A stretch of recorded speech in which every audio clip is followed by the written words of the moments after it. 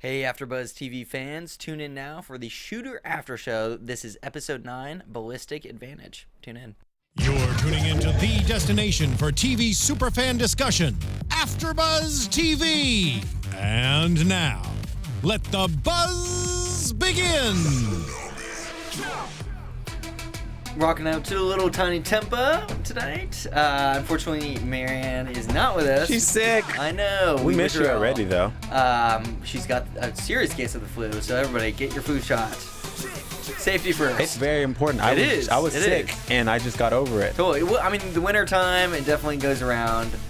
That being said, welcome to the After Show. This is episode 9. We only have one left after this, so things, obviously, if you just watched the episode as we did, things went down. It was amazing. Things hit the fan. People got killed. Limbs got shot off. But yeah, before we talk about that, Desola, where can people keep up with you? Hello, you guys. Hello. You can keep up with me at Desola B, DAYSHOLAB, everywhere, especially Instagram and Snapchat. Totally. What about you? You guys can follow me all over the interweb, social media, apps, whatever the kids do today, at Hey John Blake. And you guys, before we start, make sure to get on that live chat. I'm on the phone right now on the live chat, so hey, hit us up with questions or anything. Yeah, definitely. I mean, as we all know, that Shooter was renewed for season 2, so we'll probably talk about that, I think, more next week when we know how this season ends, but it's just cool to think about. We definitely want to engage all of that. If there are like Shooter theories and stuff, if you guys have them now, go right ahead and tweet that stuff. But yeah, we'll talk about this episode right now. Okay, this episode was crazy. Yeah, it's probably one of my favorite episodes this best. season. Absolutely the best. I was like, I'm seriously jumping and I'm like, oh my God, like I thought it was insane. What did you think about this episode? It really ratcheted things up. I mean, we've seen, like the show is all about shooting and sniping and stuff. So we've seen cool setups of that, but it was so much more intense. I mean, it was very satisfying to see these characters that I've hated really come into, the crosshairs, so to speak. I mean, it's Payne in particular. We'll get to. Yeah. But I mean, I think it was it was one of those episodes that like really matched up with how I'm feeling as a viewer. Like, we cut to Bob Lee. He's obviously super pissed off now, and it's become a lot more personal to him knowing that his family is like really not safe. I mean, nothing's ever been like good for him since he accepted the scouting job and was fooled by Johnson. But it's real. Like, this is like a hair away from him losing everything he cares about, his wife and his daughter. He lost it this episode. Yeah. Like, he literally lost it. The episode started off with him tripping on Memphis because, she's over there still being like, hey, no, we don't have to kill anyone. He's like, I'm going to kill everyone. Like, I was like, what is going on? Like, yeah, he gave up. He's like, you know what? I don't care. I'm going to kill everyone until I get my family back. It was a great episode, honestly. Yeah. I mean, it was the first time I really saw him kind of lose his cool because he's been so, like, cold and calculating, very, like, not necessarily zen, but, like, very focused on what he needs to do, what he has to do, and like keeping, his family calm and just having a cool head on him, when all these crazy things are happening. I'm trying to think back to a few episodes. There was one where he was like trying to escape from one facility after he got like the hip thing. And like he just like went up directly to the cops. Like he's that like collected to like be, in front of his emotions and stuff, to like think rationally at all times. And this is the first really episode where I saw him kind of lose that a little bit. But the crazy part is he lost it, but he went right back. I mean, right back. He cares. He does not. I always write Bob Lee gives no F's because he really doesn't. Like he just love that, dude. It's insane to me. Like he just does whatever he wants to do. Like he does not even care.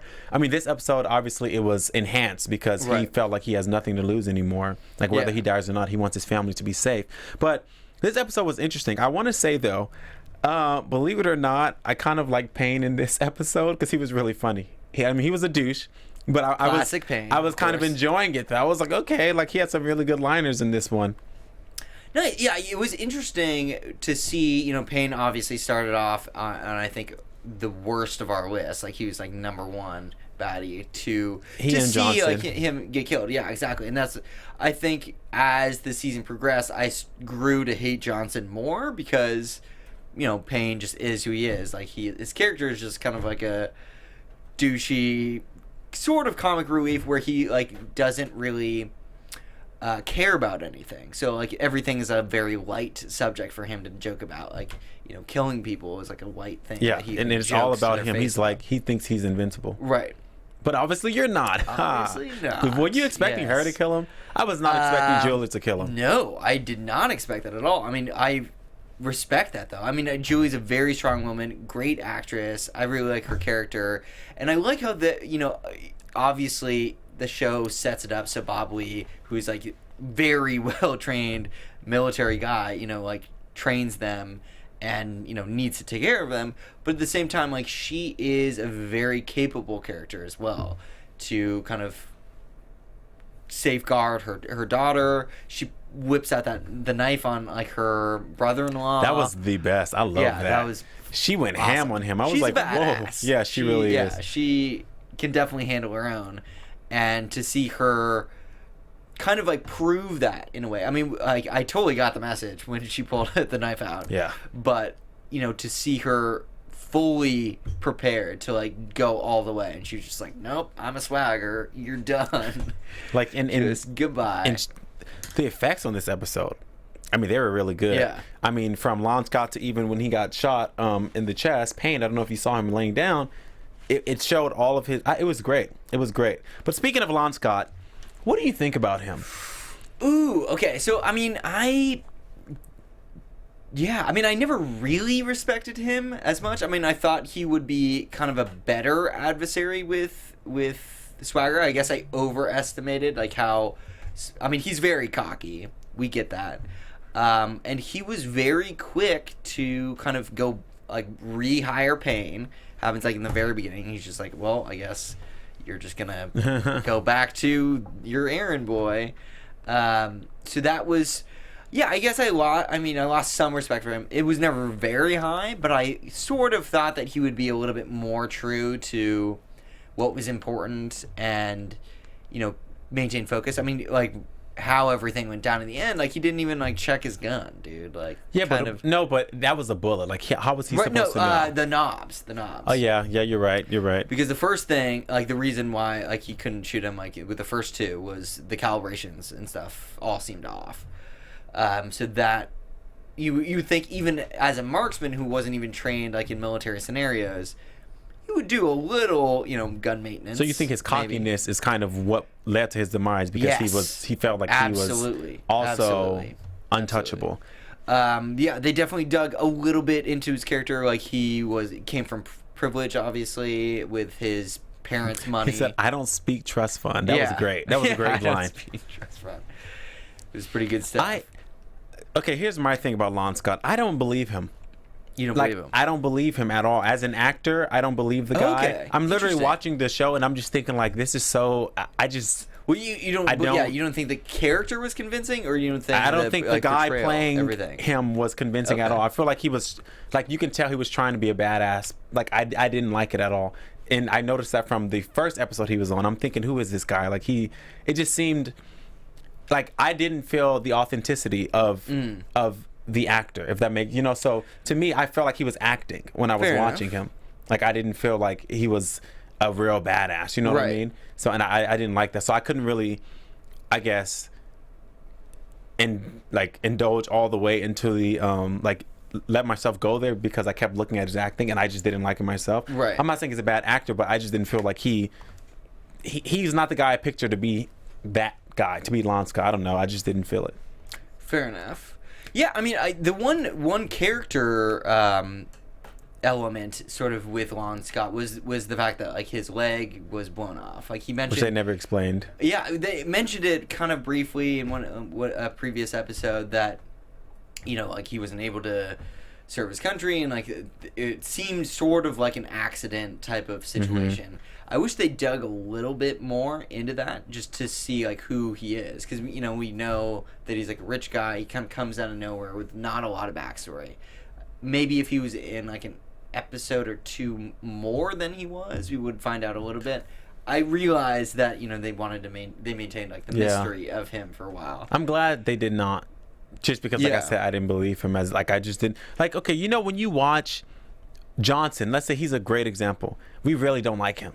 Right. Like, I believe Johnson. Like, I believe he's really a douchebag. Like, if I saw him on the street, I probably wouldn't like him. Not really, but, you know. Just screw that, dude. No, well, just because, you know, I feel it. With this guy, I feel like, I'm just like, you're not, like, it just doesn't seem real and authentic. I mean, he is an actor. I get it. Yeah. But I don't know. I'm not feeling it. Like Nadine's character, that's great. Bob Lee's great. You know, Julie is great. And that guy, he's just... I don't know. Whatever. I mean, it doesn't matter. I mean, I think with the character for me, I mean, I bought into it because I feel like I got where they were trying to go with it, where like he was very obsessive about, you know, being the best. I think if they made that a little bit more clear, it might help. I mean, I think I am giving them more credit, I guess, in terms of the story that they were trying to build versus how much screen time that they had to tell that. You know, I think he was clearly, you know, obsessed with Swagger, wanting to like prove that he was better than him, which clearly he is not. Yeah, obviously, because look what happened. Hey, you guys, get in that chat. Let us know what you guys think about Lon Scott. Do you think he was the right guy for the role? And what did you think about his face being blown off? Because that was serious. That was so satisfying. How many times did we I can't speak. How many times did we watch that? I think I like replayed it probably like 3 to 4 times. Yes, just it was so we could serious. see like, how much of his face was blown off, which, you know, I think is over under about 50%. Because he definitely lost an eye, like most of his jaw, like pretty much most of his bottom jaw. It's bad. You know what it reminded me of? Probably not gonna make it. Yeah. I think he's dead, right? His face looked like he was dead. He's dead, if not bleeding out very severely on top of that mountain. It reminded me of, and I hate to bring this up because I feel like I brought up this show a few times, but it reminds me of Breaking Bad. When remember when Gus that was insane when his face got blown off. It was very similar. I mean, Gus's was Spoiler, better. if you guys haven't seen Breaking Bad. Oh, sorry, yeah, Gus is gone, a goner. But hey, if you haven't seen Breaking Bad by this point, What's your life? Yeah. Honestly, it's the best show I've ever seen in my life. Yes, thank you. Thank you. Yeah, no, okay. So Lon Scott, the best death ever. I mean, when he was firing all the shots trying to get Bob Lee kept saying like, trust me, to his wife, like, you gotta trust me, and then it was leading to something which I was catching, and I thought, remembering him making the bullet, like maybe he did something so he was kind of pacing around Payne, knowing like if he weighted the bullet a certain way that it would go like in a different direction, like too far left or something. So I thought he was gonna do something where it would kill Payne. I'm with you. I did also. Obviously, that was a very complicated thing, and I don't even know if that would be possible. So I was overthinking it. But what happened was actually way cooler. It was crazy. It was the bullet backfiring and just blowing up Lon's face. It was a good way to throw all of us off because I was not expecting it. I don't think anyone was.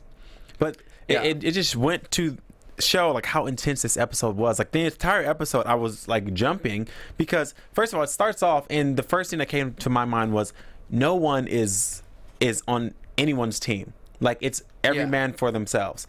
So it's like I'm watching it and I'm just thinking like what can happen because obviously Krukov was, I don't know, he was by himself. He was kind of working with Payne, but then he kind of wasn't. And then there was Payne, and then there was Memphis. I mean, I didn't know what was going on in this episode. Well, in Red versus Red, I think that was an episode devoted to showing and making it very clear that there isn't just a good side and bad. And I think throughout, I mean, it hasn't really been a black and a white, from the beginning. Because, you know, Bob Lee Swagger, who is the protagonist, like the good guy in the audience's eyes, is obviously on the bad side of the law. So there's that. He's lost and then he's like being chased by the people who want to like continue and cover up the conspiracy. So, you know, it's been a gray area the whole time, and I like how that's only grown into even like more gray areas. Like it is so messy and conflicted, which I think is a lot more realistic than just having like these guys are, you know, completely good and these guys are completely bad. Which allow for characters like Isaac, who I still hate with like a fiery passion, to be sort of like to be on the team at certain points and to be trusted in a certain way. I still think he's got to die, and hopefully next week. See, now I feel like he's not going to, though, because he hasn't done anything wrong in so long. He has not redeemed himself, but he has not done anything that wrong. But actually, no, the last episode he was going to kill Bob Lee. Yeah. So it's just, he's everywhere. Yeah. And that's, I wrote down, Johnson started at the top. Like, he was like the top dog, and now he's literally the little puppy dog, like, waiting for anyone to give him attention and help. Like, please help me. Because he doesn't know what to do. He's in a bit of a pickle. A lot. He's clearly without any option. And I love how Memphis kind of uses his own line against him. She's like, what choice do you have, dude? Which he, of course, said to Bob Lee when he was trying to, like, you know, track him down. He also is another character I think is a little cocky. Like, he thinks... Who? Johnson is not in like a Lon Scott way, but he definitely overestimates his own skill and, you know, follow through. And I think he's trying to think things through, and he realizes that he's not as smart as he gives himself credit for. Yeah, I feel like he's lost that confidence now, you know? And you mentioned how this show, there's no one who's black and white. There's no good guy or bad guy, really. And I love the fact that Memphis, she started off as like the good FBI detective, which she still is kind of, but now she's like on the bad side. People. Yeah, you know, she's like doing all this illegal stuff. And I'm thinking like, oh my God, Memphis, like, she's a whole new person. So I'm excited to see her in the next season, you know, just to see what she's going to be like what side is she going to be on? Like, is she going to continue to be a little crooked? I mean, I don't know if she's crooked, but you know what I mean. Or is she going to go back? I totally get that. I mean, it will be very interesting to see. I'm glad you brought that up because, you know, to see her now, I mean, she did that whole, like, short stint thing with being, quote unquote, like, on suspension. Mm-hmm. Now she's clearly not. She's, you know, calling the FBI and they're working together, but she's still able to work somewhat outside of the FBI, which is an interesting thing, especially, you know, thinking to season 2, how much is she going to do that? You know, how much would she be like, we got to be by the book, like FBI, versus, you know, Swagger's got this. I feel like she's conflicted because she wants to help Swagger and she wants to help him get his family back. Mm-hmm.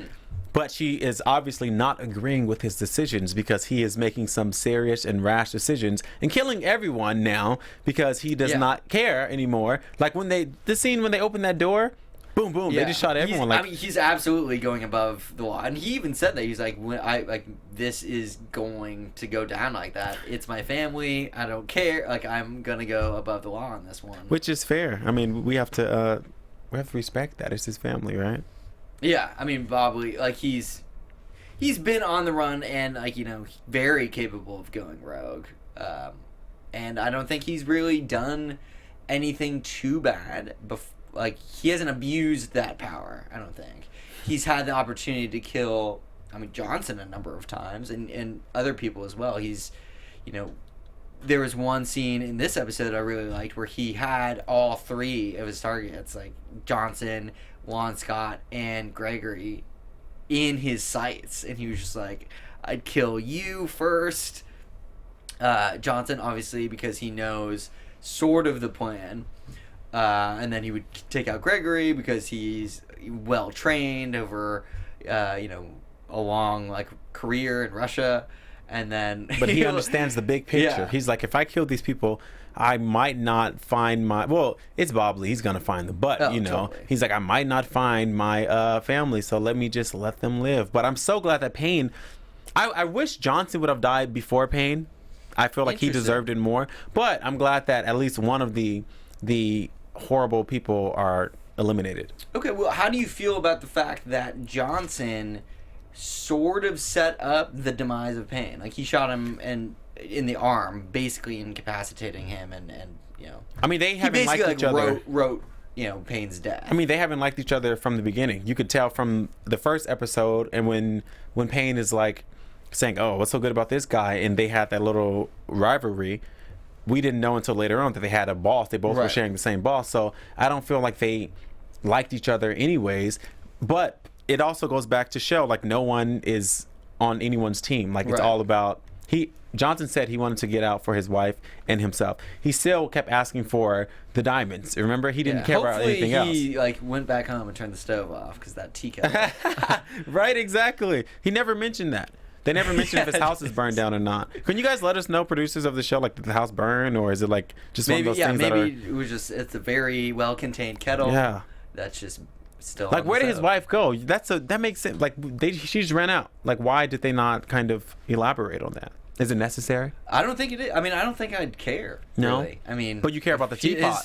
I hope his house burns down. You care about the teapot, but not about where his wife went? Well, no, I'm curious about the teapot because I want to know that his house burned down, almost. I'm with you.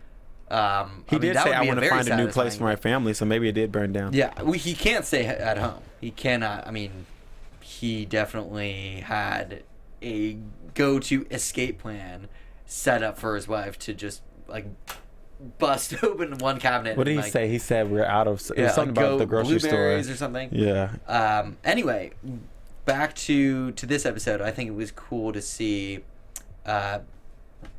Swagger just really debate in his mind, like you were saying, knowing he needs to get his family safe, and that is the bigger thing, but just his emotions. He's like, I have these guys. I can make them pay. I can get some revenge right now. It's guaranteed. He'd be able to take those people out. Like, just going through the process in his head, like, Lon Scott, he'd be frazzled by, like, the heat of battle. I would totally take him. I mean, we can't even forget about the scene where Bob Lee just walked up to the house and said, I'm here to see Lon Scott, and then killed 3 people with his hands handcuffed. Like, what? The surrender was so sweet. Like, I was kind of wondering where he was going to go with that. I mean, that kind of set up exactly who Lon Scott is, and to say that he's not very skilled. I mean, for Swagger to literally surrender at the front gate and still get the drop on Lon Scott is insane. Like, obviously, Swagger is very good at what he does, but he completely broke into that fortress without really much trouble. I mean, he was handcuffed. Well, that was his office. Killed. Yeah, but I mean, it's a very heavily guarded facility. Mm-hmm. You know, there's guards on patrol everywhere. They, I mean, he's set up a sniper point, so he kind of knows a little bit, but still. Well, that's one thing I'll say about these shows that I kind of don't like, is that, like, with this show, there's been numerous times where the things that Bob Lee has done, there's no way it's possible in real life. And I kind of don't like that, because I like when the shows stay, like, realistic. So, like, there's no way that he went in there. Well, yeah. So do you do you remember anything that was like? I'm saying when he went into the office and he, like, changed the bullet and changed the gun and all that, like, and then Lon Scott happens to walk in right when he finishes. You know what I mean? It's just one of those things where I'm watching, like, okay, but I guess it did end in a really good way, so I get it. But I just feel like that wouldn't have happened in real life, like, unless. Right. Well, I mean, I don't know. For the part where he messes with the guns, when it was showing it seemed very quick. Like, he only, he knew exactly what he was doing, and that's why I'm a little surprised that Juan Scott didn't even, like, mess with those dials. I don't know if those. They obviously do something because we saw him shoot and miss. Mm-hmm. But I feel like your avid marksman would, reset the dials. But I mean, your mind isn't there. Like, there's so much adrenaline going on with everyone. They're probably not even thinking correctly. So, and I think they mentioned that it was only an hour or something when Lon Scott was like, "Meet me at the golf course." So intentionally, it was a quick turnaround. So could be. I mean, he's not a soldier. He might not think that way, or think that far ahead, or really have his wits about him in that situation, because it's not just a target practice thing. It just shows that Bob Lee is so much better than you are, Lon Scott. Because you don't know. True story. But speaking of the other scene, the trap, where I guess you can say that Lon Scott gets, the drop on Bob Lee. I think Bob Lee was more just going to the first facility that Julie and Mary were not at. they were kind of led into a trap after they traced the phone call when he called. Someone mentioned that it was going to be a trap. Who mentioned it? Someone. One of the characters? Yeah, they said something about like. It seemed a pretty typical trap situation. Yeah. Like, you know. Especially since Bobbly has been on top of all the... I'm walking into a trap. Like, there's been several episodes where he's like, this is definitely a trap. He even had, I think it was the last episode maybe, that he had a great line about it being a trap and being like, yeah, like, don't... you have to get... When you set a trap, like, you have to get your smell off of it or something, or an animal's going to know. He found out quickly. Once he got in there, he knew. But, he did, yeah. What's his name knew? Johnson knew it was a trap because when he turned around, he said, it's a trap. He's going to shoot you or something. Do you remember when he was standing by the door? And he said, what's going on? Because he said, no, I wanted him alive. But Lon Scott actually shot the other guy. And Johnson said, it's a trap. Well, he said, I didn't shoot him, right? And then he said, it's a trap, blah, blah, blah, blah. So I feel like, but remember, he met them also. He could have known, but he also could have found out. I mean, that was pretty clear when someone else sniped another person, like, in the dome piece. Like, you know, that was clearly in the not dome them. Piece. So well, no, I mean, because he was, had the vantage point, knowing that Swagger did not take that shot. He didn't take that shot, so it had to be a sniper. So now they have Mary, and she's in Russia. Yes. Like what? Like how? Why? Like I don't. What do you think about that?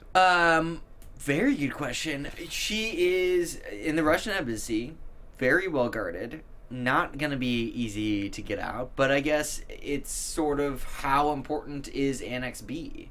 Yeah, I don't know. I mean, if you were Bobbly, and your daughter was in a Russian embassy, okay. Not the easiest place to break a hostage out.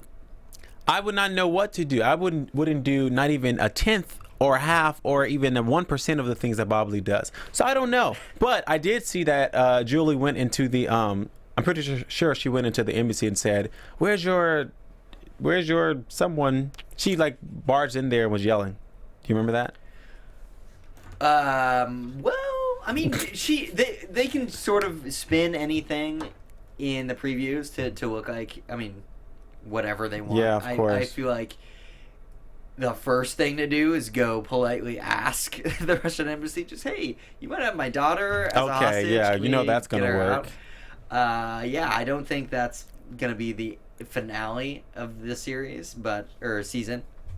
Well, that's the last episode tomorrow, though. I mean, next week. Right, yeah, it's of this season, yeah. I'm saying, like, I don't think that's going to work. Oh, okay, I get it. I was like, what? So, I mean, we know next week's episode's going to be good because this one was really good, and it's the finale, so they have to, but it's going to be a cliffhanger. There's going to be a cliffhanger somewhere in there. Well, we are getting season 2, so there will be probably some loose ends. Hopefully, it is a satisfying ending, though, and I really hope within that, what will help the satisfaction is if Johnson dies for me. I agree, and I don't think Johnson is gonna die though. Okay. I want to say that, and I don't think that they're gonna have a cliffhanger to where he doesn't get his family, because I'm gonna be irritated if they do that, because no one wants to wait till next season to see if he gets his family or not. So I hope he gets them. They like run or something, but then someone else comes after them, and but I don't think Johnson's gonna die. Ooh, bummer. I'm not the writer, so who knows? But I don't think that's going to happen. Well, he did prove himself a bit this episode. I think him killing Payne was definitely I can see it as him showing his worth, proving himself. It's just a cry for help. I mean, he was a contributing member of the team. That being said, I almost wish he didn't get that satisfaction, because I just don't want anything good for him. He's done so many things that I want him so to crooked and messed up, namely killing their other Donnie's mom. Like, I mean, if we named all, no, that's not the worst. I mean, he's got a laundry list. I'm like, what do you mean? He did everything bad. Terrible things. So I guess we'll just see. I don't know. Really wanted to go down though. I see your point though. I think there is a lot more story that could be told with this character, because he is just the worst, and they have a big history. Swagger is quick to forgive that, again, situationally, because he needed his help. And to Johnson's credit, for once, he actually came through with doing everything. But at the same time, you know, his life was on the line, too. So he was in it as much as Swagger was. Like, no one likes Johnson. We didn't even mention the fact that Meacham was gone. I just thought about it. Meacham is, like, dead. Yes. He's dead. Meacham is not quite dead. But he's gonna die. He is very badly beaten. But no, you didn't hear when they said, Lon Scott said they buried Meacham. Oh, I didn't hear that. They buried him. He's gone. He's done. Okay, because when he was goodbye. when they were loading his beaten he was, like, body, unconscious-ish. like from van to van, there was a doctor or something that mentioned that he was not dead yet, and then Gregory was like, "Well, he's gonna be." Exactly. So I guess it sounds like he finished up the job. Interesting. I would have liked to see Tom Sizemore just like a death scene for him. Because he's an interesting character. I kind of feel a little bit cheated that we didn't see. I don't miss him. I don't think he was important. No, he was he was just randomly. I mean, I'm not saying you're wrong, but I'm saying he was just like randomly there. He'd pop up, eating food, act like he never ate before. You know, he was like at the diner, like blah blah blah. Like he just was kind of random. Right. He just was a high up character for me, Yeah. and I thought that there might have been more to his story, or just, you know, that he could pull some strings, like maybe again season 2 talk, if like that would be another sort of triangle, like the Gregory versus Meacham versus like them trying to like use Swagger in some way. I think that they could manipulate things to make Swagger's life bad. Well, I don't know how much worse it can get, but I mean, it was very close to being ruined. Still could be if they don't get Mary out. So the stakes are very high, and they've got. I mean, they still are kind of on the run too. yeah. So Yeah, I mean, what do you think? I guess, do you think it's just gonna be about Mary? Should we just make some predictions? I guess. Let's make predictions. So I'm like, yeah, I don't know. Okay, prediction time. Yeah, what do you think will happen next episode? Because I guarantee we're going to be talking about season 2 all of next week. So just in next week's episode, the finale episode, what do you think is going to happen? And what do you think they might save, I guess, for season 2? Is he going to get Mary back? That's the big question. The big question. It's Bob Lee. Of course he's going to get Mary back. He will get her back. He better, because if he doesn't, and there's like that's a cliffhanger, I'm gonna be real pissed off. So we're gonna speak positivity into the world, though it's already edited and I'm sure it's already shipped off. But he's going to get Mary back. I almost feel like Julie is going to try to kill Johnson because she kind of tried to this episode. She's not a fan. Not at all. And no one should be. I like that they made a point in this episode to really hammer in the fact that no one likes Johnson. Everyone hates him. And Bobby's just like, dude, everybody hates you. But it's fair. You've no one. And Memphis, what's going to happen to Memphis? And I don't think I don't know. I don't know. I feel like this next episode is going to be very intense because they did a great job at this episode. And I think they're going to get Mary back. There are going to be a lot of hurdles, of course. And I feel like it's going to end with some type of standoff between Bob Lee and Krukov. And Memphis is still going to be in the background, just like hanging out. Interesting. And Interesting. What do you think?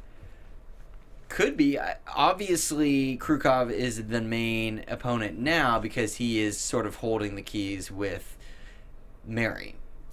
That being said, Russian government is going to be involved now because it's at the embassy. I don't know how much pull Gregory has. I kind of want more information on his character, sort of why or like how high up is he, the connections that he has. We can kind of assume that just Russian, I mean, not to be like You're going to say like Russian mafia or something? Anti-Russia, but they're often portrayed with like, you know, being more corrupt. So I'm wondering how much he can do really at the embassy. Like, can he ship her off? Can he threaten to kill her? What is really going to be the threat? Like, how long can he even hold her? If they're on U.S. soil, like, is there more diplomatic ways that they can try to do it. Again, Julie, I'm sure, is going to try to get the media involved or something, which she should. I mean, that's super not cool for them to just kidnap a little American girl and hold her in a jail cell. We are also leaving out the fact that Annex B, Memphis has that. So I'm sure an exchange of Annex B will probably happen, and then it will be done. So we'll see, I guess. Do you think it... I guess, would you trade Annex B if you're Memphis? Now, I'm gonna ask you as Memphis, because we talked about Bob Lee. Obviously, he's gonna do whatever it takes. But do you think Memphis, who's holding the USB of Annex B, do you think she would give it to the Russians in exchange for Mary? Yes, because she is there to help Bob Lee at all costs and prove his innocence. Plus, Bob Lee gave it to her and said, if I die, here you are. Not if I'm alive and we are negotiating, decide what you want to do. You know, so I think she will. Okay. I think so too. I mean, I think if she sees it, maybe there is another way that they can prove what happened or use it in some fashion. Again, I think that she is so tied to Bob Lee, his family, their well-being, that to me is kind of the greater good. Annex B seems to be sort of a atrocity that's already happened, so obviously exposing this is good, but it's not as good as saving a life that might not need to be taken. You know, it is in the past. We should implicate the criminals that did it 100%.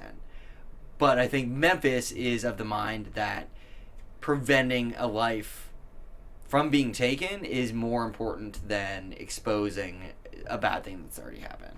You know what I mean? I agree. So hopefully she thinks that way, and Bob Lee outsmarts the entire Russian He government. will. I mean, he's done it the entire show. There's no way that he won't. He will. Has. Well, I mean, just the plan with Lon Scott, that was thought so far in advance. When he was making the bullet, he had that plan. Because he was like, yeah. Well, he's Bob Lee. He thinks like no one else. That's an aggressive plan. Yeah. But he pulled it off, so I mean, kudos. he blew his face. Probably. That was the best part of the whole season, as far as I'm concerned. When he surrendered and no, when he blew his face off, or when his face got blown off, that was insane. Yeah, it was pretty cool. There's a lot of cool scenes. I thought when Bob Lee stole the gun behind his back and capped both of those guys, and then used the sword to make sure no one gains entry. Yeah. I think it is a little bit more believable because they did have a line that Bob Lee said to the secretary or something. He's like, I'll show my way to the office. I know my way around, because he's been scoping it out so much. It's not his first rodeo up on the mountaintop with a sniper scope on the facility. He's scouted. I wonder if that was the same girl from The Office. I think it was. Or was it? Remember the girl who Bob Lee went in and gave a package to at Lon Scott's office? Right. And then she took it to his house? It could be. I can't remember that scene exactly in terms of the facial recognition. We're not that close. In terms of the facial recognition. Okay, Could be though. I mean, I like this series. I mean, I would definitely watch it again. It's very entertaining. And to see, again, how meticulous Bob Lee is pretty cool. Him... even in scenes that seem like he's going off the rocker with just surrendering to Lon's fortress or office, seems very careless and like a loose cannon. But it wasn't, because he knew what he was doing. Very Bob Lee of you to do, Bob Lee. Ryan Phillippe, you're a good actor on this show. Good job. Yeah, it's been a cool show. I can't wait for the finale next week. It's been a ride. I mean, I wonder what cliffhangers they're going to leave us with in terms of dragging stuff out into season 2. If we both said, I think, that we want Mary to go home with Bob Lee, what do you think they are going to leave to season 2? I think we talked about Johnson. I guess you can have gotten Johnson. I don't think Johnson's going to die, and I don't know. something with Krukov because he's like the only guy left. That's all. But do you not think Meacham is going to be involved in? Meacham's dead. He's dead. All right. You want him to be alive, but he's not. I want a Meacham death scene. I don't care enough about Meacham. I feel like Meacham was like irrelevant. I mean, he wasn't irrelevant because he was like the boss until Krukov came, so he was not irrelevant. But I'm not worried about Meacham. I'm okay with him being gone because I didn't necessarily really hate him or anything. He was just. He was just doing the yeah. He was like the boss there, but he wasn't like a horrible. He didn't seem like a horrible guy or anything, so I didn't really mind him as much as Johnson and Payne. But But we've gotten justice with Payne, so I feel good. Yeah, I feel great. I think Bob Lee is gonna get Mary out, but I think Gregory is gonna be completely safe the whole time, and I think. He tried to hedge his bets so many times with like every different scenario that we've seen him in. He's got to be super shady, and I think exposing that. Duh. Anybody who works with any of these people are shady. I mean, classic Russian villain. Well, I'm not saying that, but. Well, no, I mean, he seems like a very mafia boss type of dude that like comes in, has a bag full of like $10 million worth of diamonds. Like normal people just don't have. I have $10 million of diamonds in my pocket right now. What do you mean? You don't? Well, I mean, you're a gangster though. It's true. But yeah, I mean, that's what I'm talking about. I think he's got a lot of tricks up his sleeve. He's gonna be from a place of safety next episode. So I think they're really going to try to expose. Maybe it is Annex B. I'm sure that's not the only bad thing he's done. So I want that to unravel and to go deeper into this like criminal underworld. Maybe instead of being like reactive in terms of being on the run, being chased by everybody, Bob Lee goes after people in season 2. That'd be cool. Well, that's what he's doing right now, right? Well, he's been trying to clear, like on the name of clearing his name and getting his family safe. It's all been under duress. Like he's been very threatened. He's never been. I think it's always been reactive. He's definitely made plays to kind of throw people on their toes, but it's all because he's on the run. He's a fugitive. Like well, we will see. I don't know. I feel like Bob Lee will never lose because he's Bob Lee, and that's who they've written him to be, a guy who never loses. So I guess we'll just see next episode. What do you guys think is going to happen, by the way? Can you get in those comments? Because I love when you guys get in the comments and let us know what you think. Definitely. So let us know. Yeah, bring on the theories. Predictions. Definitely tweet. Where can they be tweeting all these theories? And you guys can tweet at AfterBuzz. You guys can tweet me at Desola B. You can follow me and make sure to do it in the YouTube comments also because we love that. We always reply. Typically. Nice. And you guys can follow me at Hey John Blake. Please do the same. All of the jazz that Desola just said. We love your comments when you guys pipe in with theories and stuff because there's a lot of stuff that we miss as well. But we'll all see the finale next week. We should have a full panel for you guys, so tune in. We will see you then. Peace. From executive producers Maria Menounos, Kevin Undergaro, Phil Svitek, and the entire AfterBuzz TV staff, we would like to thank you for listening to the AfterBuzz TV network. To watch or listen to other after shows and post comments or questions, be sure to visit AfterBuzzTV.com. I'm Sir Richard Wentworth, and this has been a presentation of AfterBuzz TV. Buzz you later. Oh. The views expressed herein are those of the hosts only and do not necessarily reflect the views of AfterBuzz TV or its owners or principals.